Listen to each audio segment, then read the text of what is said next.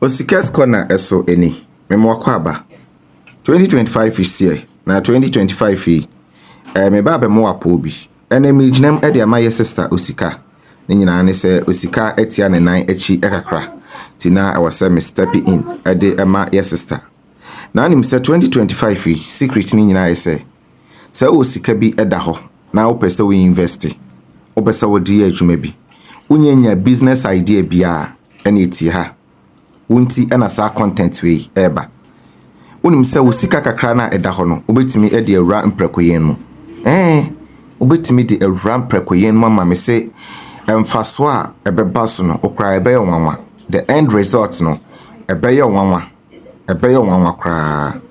Inti 2025 se uwe sika eda dem.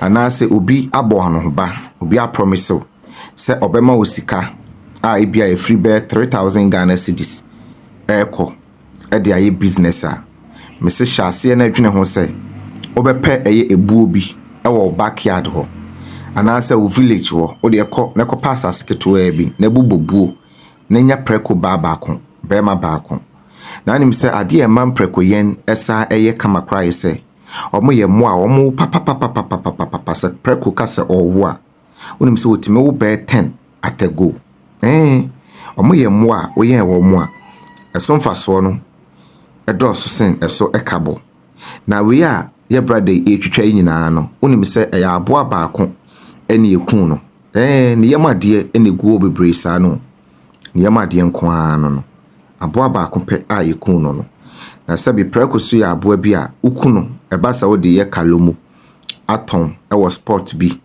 ana se ototon aton se bia o grele ana se o roasti ana bibisa na simple kra ni nyina ne se onya abo a kase eheda ewonimu enam ne dos sen ne kase nti wo de imagine faso a se wo kun preko baako a wonim se ene preko mu ano obetumi ato ne 3000 4000 but se wo kun preko ni wi a obetumi atwitwa ne kakra aton enya be 7000 8000 preko baako pe o preko baako pe wonim se 1 pound anase 1 pound 25 Ghana cedis. Yes, you weigh 1 pound mawa 25 Ghana cedis.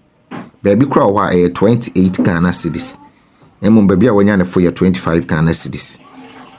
Until they imagine say na my brother etwetwe. Se basi we are how many pounds and I will be nya ede afrimo. Inti me show nkran say 2025 o pe baby di osika ewra. Se nya preko kra because do